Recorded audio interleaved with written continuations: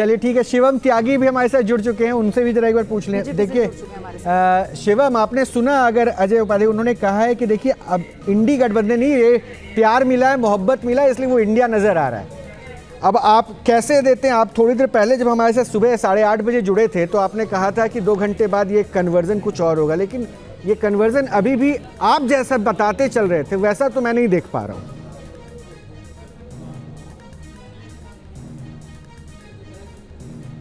Indira is India और India is Indira वाले आज भी सुधरे नहीं है। कहते नहीं, इंडी अलायंस को इंडिया कहो। अभी थोड़ी देर बाद जब हार जाओगे तो कहेंगे इंडिया हार गया। ये नहीं कह सकते ना कि इंडिया हार गया।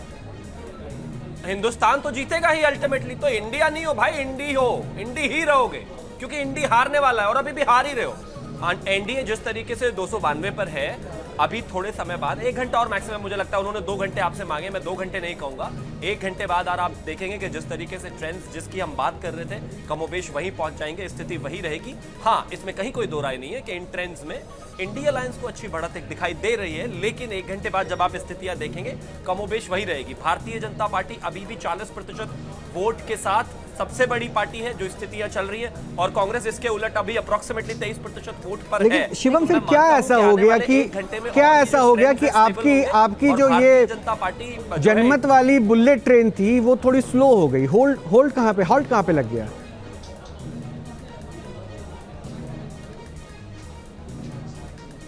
कहीं होल्ड और हॉल्ट नहीं है, बिल्कुल हॉल्ट नहीं है और ना लगने वाला है। देखिए अभी भी एनडीए के नाम पर जो टैली है वो 292 सामने लगी हुई है, लेकिन हाँ, जिस तरीके के ट्रेंड्स की बात हो रही थी इनिशियली वो अभी दिखाई नहीं दिए हैं। अभी भी 114 वो सीट्स हैं जिस पर इंडी अलायंस के जो कैंडिडेट्स हैं वो 10,000 से आगे हैं मात्र। अभी 1 घंटे में आप देखेंगे कि ये किस तरीके से स्थितियां बदलेंगी, किस तरीके से माहौल बदलेगा, और जिस टैली की हम उम्मीद कर रहे थे वही टैली रहने वाली है। शिवम, अभी लगभग चीजें उनके लिए पौने 12 बज गए हैं, पौने 12 बज चुके हैं। 1 घंटे में आपको लग रहा है कि आप जो इस टैली की आप बात कर रहे हैं कि 400 के बहुत करीब पहुंच जाएगी टैली, आपको लग रहा है? क्योंकि कई ऐसे बड़े हाई प्रोफाइल सीट्स हैं, बड़े चेहरे हैं, जो केंद्रीय मंत्री भी हैं, वो इस वक्त पीछे चल रहे हैं, उत्तर प्रदेश से लेकर राजस्थान बिहार तक।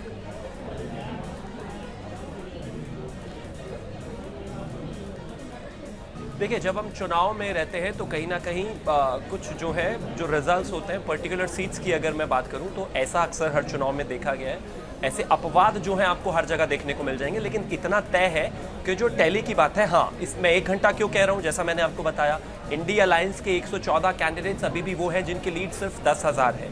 एक घंटे बाद जब आप देखेंगे, जब मोस्ट ऑफ द राउंड्स की गिनती हो चुकी होगी, रिजल्ट स्टेबल होंगे, Bharatiya Janata party lead India alliance सरकार बना रहा होगा, तो अपने आप स्थितियां क्लियर हो जाएंगी। और जो पूर्वांचल में इतना बड़ा डेंट लग रहा है वो एकदम कवर अप हो जाएगा 1 घंटे में?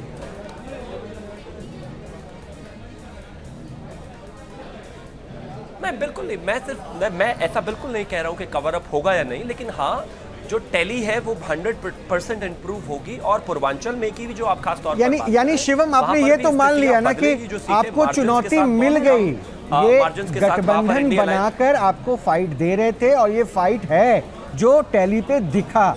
2014-2019 में बीजेपी के किसी भी प्रवक्ता को दोपहर होने को आए 12 बजे तक इंतजार ये कहते हुए नहीं सुना गया कि ट्रेन्स हैं, रुक जाइए, ट्रेन्स हैं, थोड़ी देर में हम कन्वर्ट होगा। यानी मानिए कि चुनौती बड़ी अच्छी मिली।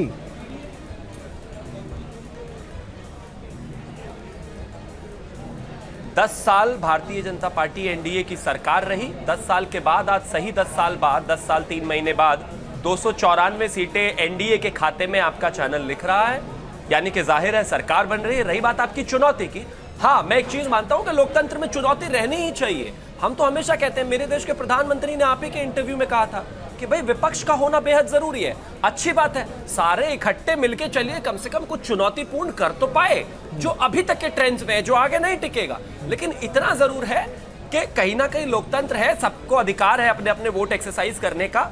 भारतीय जनता पार्टी और एनडीए का जो कांग्रेस इस पे जवाब देते ज्यादा बेहतर आप देखेंगे कि क्लियर हो जाएगा। लेकिन 10 साल बाद भी एनडीए सरकार में आ रही है और मोदी जी प्रधानमंत्री बन रहे हैं। अजय उपाध्याय जी,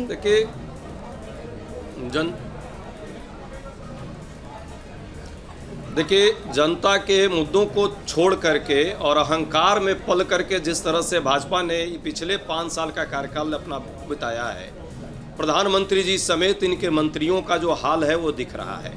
जिस तरह की परिस्थिति पूरे देश में रही, जिस तरह रोजगार का अवसर नहीं मिल पाया, पेपर लीक लगातार हुआ, महिलाओं पर जो अत्याचार किया उसको इन्होंने टिकट दिया उत्तर प्रदेश में बृजभूषण जनता पार्टी के लोगों ने, और उसका जो है कहीं ना कहीं ये नतीजा है। दूसरी बात, हमने ईमानदारी से जन मुद्दों पर बात करने के लिए एक स्वस्थ राजनीतिक प्रतिस्पर्धा बनी रहे और देश में लोकतांत्रिक प्रक्रिया के तहत उसकी प्रतिष्ठा और मर्यादा भी मेंटेन है, उसके लिए हमने जो है प्रयास किया। न्याय यात्रा और भारत जोड़ो यात्रा का एक कहीं ना कहीं बड़ा इसमें रोल है। हमारे साथी जो गठबंधन के हैं, अखिलेश सिंह यादव जी या अन्य साथी जो भी हैं इंडिया गठबंधन के, उन लोगों ने ईमानदारी से काम किया है इस गठबंधन को आगे ले जाने के लिए। हालांकि भाजपा और समेत प्रधानमंत्री ने लगातार हमारे नेताओं को जेल में डालने का भी काम किया, छवि बिगाड़ने का काम किया, पर जनता बहुत ही समझदार है। जनता जानती है कि किसके साथ न्याय हो रहा है और किसके साथ लेकिन सरकार में अजय भाई, सत्ता में रहकर अजय भाई छवि देखिए, अब किसका इस्तेमाल किया या नहीं किया, लेकिन इस ट्रेंड के मुताबिक तो सरकार फिर भी बीजेपी इंडिया गठबंधन के पक्ष में होगा की बन रही है और सरकार से मोदी जी बाहर जा रहे हैं। मोदी जी कल से भूतपूर्व प्रधानमंत्री इस देश के होंगे, अभी निर्वर्तमान प्रधानमंत्री हैं। अहंकार जो भाजपा के लोगों का है वो चकनाचूर जनता ने कर दिया है। बीजेपी को जनता के इस संदेश को समझना चाहिए। आप बीजेपी को कह रहे हैं, लेकिन 400 पार का नारा लगा रहे थे, आप लोग तो 200 से नहीं नीचे हो आएंगे। गए। टू अर्ली तो नहीं हो गया ये स्टेटमेंट? आप लोग तो ओवर कॉन्फिडेंट नहीं हो रहे हैं रुझानों को देखकर? नहीं, शिवम, नहीं है। जनता मालिक है, जनता के आशीर्वाद को हम लोग विनम्रता से स्वीकारते हैं, लेकिन कल से मोदी जी शिवम इस पर रिएक्शन। और दूसरा ये कि क्या वाकई राहुल गांधी की भारत जोड़ो यात्रा से डेंट लगा बीजेपी को? और दूसरा, अखिलेश का जो साथ मिल गया, इस बार लड़कों ने कमाल कर दिया।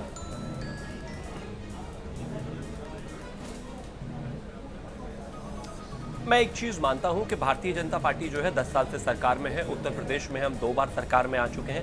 देश के सभी राज्य जहां पर हम रहे वहां पर लगातार सरकार में रहे हैं। जिस तरह की नीतियां रही, जिस तरह की चीजें रही, जाहिर है कहीं ना कहीं चुनाव दर चुनाव कुछ चीजें ऊपर कुछ चीजें नीचे रहना बहुत नेचुरल है। लेकिन जहां तक बात इन्होंने कहा कि जो उनकी भारत जोड़ो यात्रा है उससे कोई फर्क पड़ा, भारत जोड़ो यात्रा को लेकर जहां जहां वो जिन जिन राज्यों में गए वहां तो चुनाव हार गए, ये आज इनके लोकसभा में उस पर असर पड़ गया। दूसरा विषय ये भी है कि कितनी बार तय करोगे, हार आज भी रहे हो। इसमें जो हार में सीटें बढ़ी है उसका क्रेडिट तो राहुल गांधी को जाएगा, उनकी भारत जोड़ो यात्रा को जाएगा, लेकिन वो टोटलिटी में जो चुनाव हार गए उसकी जिम्मेदारी खड़गे जी को दे देंगे। अरे बस करो भाई, एक प्रोडक्ट को कितना घिसोगे, नहीं चलना। और दूसरा एक और विषय यहां पर सिर्फ इतना सा है कि जिस तरह की स्थितियां रही, हमें रिजल्ट, हम कोई ईवीएम को गाली देने वाले लोग नहीं है ना, हम ये कहने वाले लोग हैं यहां दिक्कत थी वो दिक्कत थी।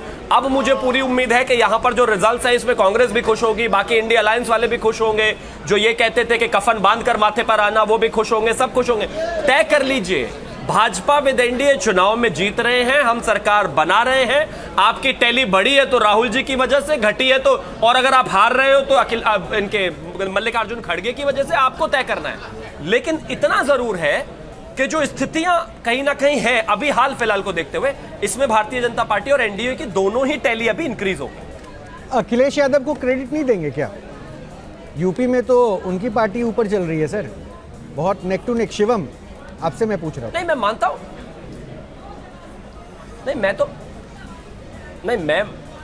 मैं एक चीज मानता हूं कि अखिलेश यादव जी जो है हमारे, मेरा उनसे मतलब निजी तौर पर बड़ी सहानुभूति है।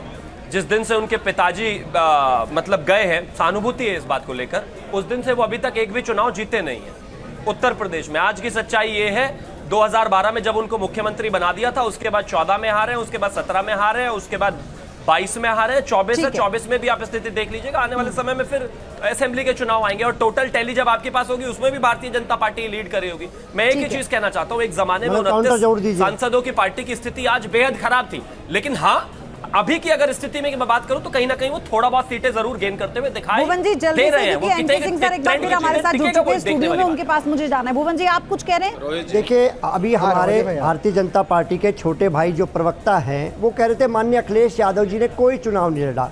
मैं बहुत जिम्मेदार, मतलब कोई चुनाव जीता नहीं। मैं इनको बहुत जिम्मेदारी से बताना चाहता हूँ, एक जिम्मेदार राजनीतिक। अरे जीता सर, ये जरा सर प्लीज, मैंने कभी इंटरप्ट नहीं करता। बोलिए। मुझे अच्छा लगता है इस तरह से। बोलिए। मैं आपको याद दिलाना चाहता हूँ, इससे पहले जो लास्ट उपचुनाव हुआ मैंने था, भी नहीं किया। लास्ट उपचुनाव हुआ था घोसी में, उसमें माननीय मुख्यमंत्री जी कप्तान थे और उपकप्तान थे ओम प्रकाश राजभर, और हमारे कप्तान थे माननीय अखिलेश यादव जी। 40,000 वोट से पीडीए ने आपको हरा के भेज दिया था, पहला विषय। और जो आज जो चुनाव है वो केवल माननीय अखिलेश यादव जी की लीडरशिप में लड़ा गया वहाँ।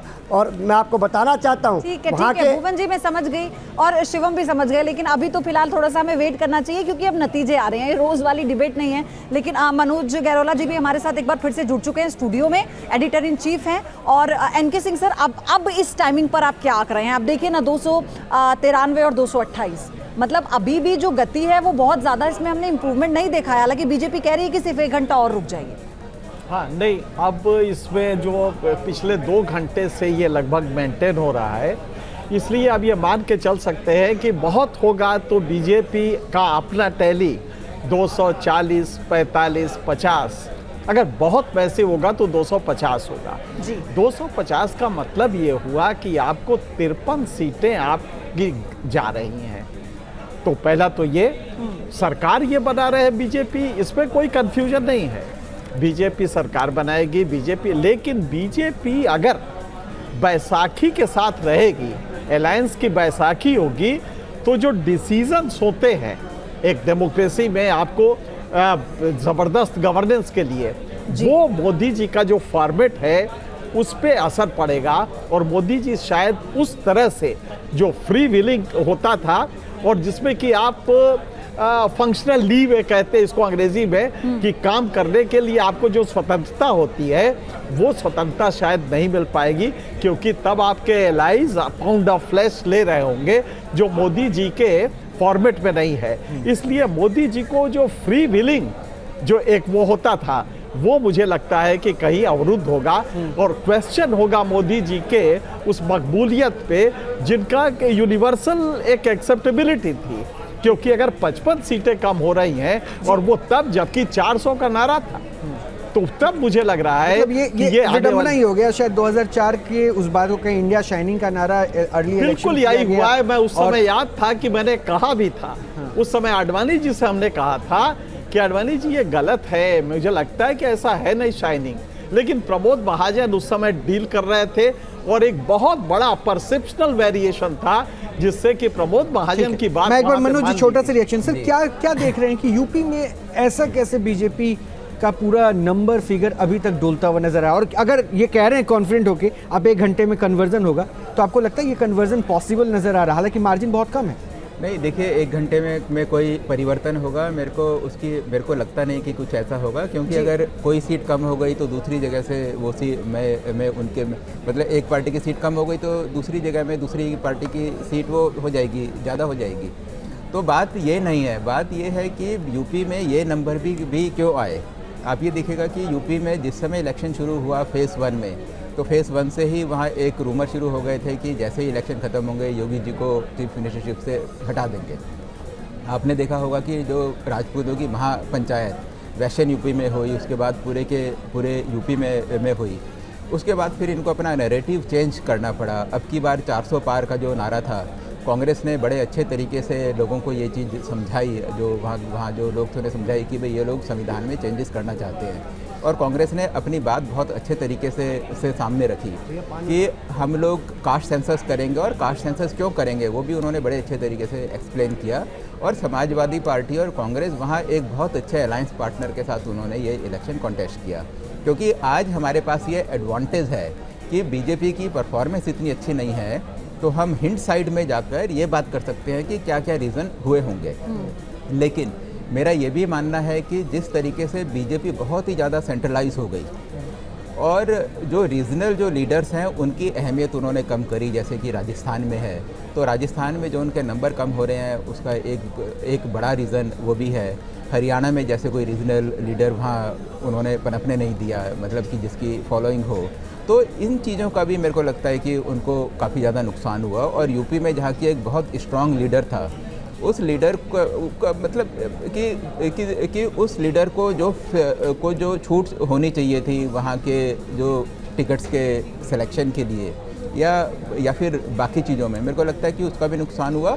और जो उनके अलायंस पार्टनर थे महाराष्ट्र में, ख़ास तौर से महाराष्ट्र में एक बड़ा स्ट्रॉन्ग अलायंस था जो ओरिजिनल शिवसेना और बीजेपी का, तो जो भी कन्फ्यूजन रहा हो या इन्होंने ठीक से उसको हैंडल नहीं किया, तो महाराष्ट्र में भी आप दिखेगा कि सबसे बड़ा नुकसान उनका महाराष्ट्र में आज की। और सर इसी बीच एक बड़ी अपडेट ये आई है कि उड़ीसा में बीजेपी की सरकार बनना लगभग तय हो गया है। ये बड़ी जानकारी इस वक्त आपको हम बता दें, उड़ीसा में बीजेपी सरकार बनना तय हो गया है और यहाँ पर उम्मीद से परे अच्छा प्रदर्शन बीजेपी की तरफ से किया गया। 76 सीटों पर बीजेपी का कब्जा और बहुमत के लिए 73 सीटों की जरूरत होती है।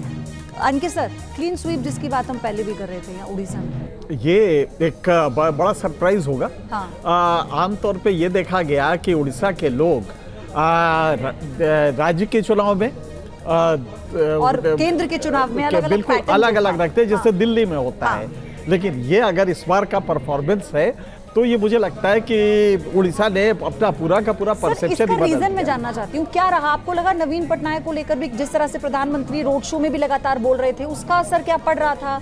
वो दबाव में थे क्या? ये भी मैसेज जा रहा था? बिल्कुल ये है, ये बात सही है कि नवीन पटनायक की मानसिक स्थिति बहुत अच्छी नहीं है और ये मैसेज नीचे चला गया। और खास करके प्राइम मिनिस्टर ने जब ये कहा कि भाई उनको इलाज की जरूरत है, और ये बाकायदे उन्होंने अपने स्पीच पे बोला। हाँ, जांच भी करवाएंगे कि क्या हेल्थ इश्यूज। हाँ, जांच करवाएंगे क्यों उनके साथ ये किया जा रहा है और क्या उनके रोग को शायद एग्रेवेट तो नहीं किया जा रहा है, ये सब उन्होंने कहा।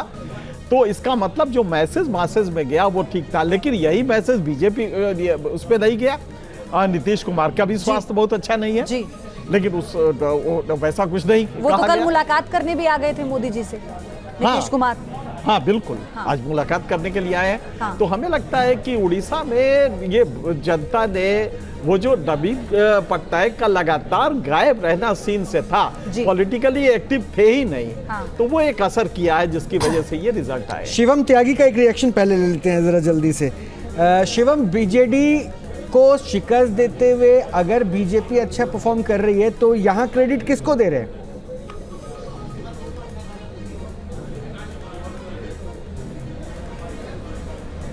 मैं मानता हूं कि जिस तरीके से भारतीय जनता पार्टी ने चुनाव वहां पर लड़ा है, इसमें कहीं कोई दो राय नहीं है। पूरा संगठन है, पूरी पार्टी है, पूरे तरीके से। उसके साथ साथ अगर हम बात करें तो सबको क्रेडिट जाता है जिस तरीके से वहाँ पर लगातार एक्सटेंसिव कैंपेनिंग हुआ, लगातार वहाँ पर जो है हमने बहुत स्ट्रैटेजाइज्ड तरीके से हम आगे बढ़े। और ख़ास तौर पर अगर हम बात करें तो उस रीजन में जहाँ भारतीय जनता पार्टी की प्रेडिक्शन एग्जिट पोल्स के हिसाब से भी कमोबेश ठीक ही गई, लेकिन बेहद शानदार रिजल्ट है। हम एक तो राज्य में सरकार फॉर्म कर रहे हैं, ऊपर से अगर हम बात करें लोकसभा सीटों की तो उनकी टैली भी बेहद शानदार है। मैं कहता हूँ पूरे तरीके से यहाँ पर जो क्रेडिट है वो भारतीय जनता पार्टी और उसके कैडर और उसकी नेतृत्व को जाता है।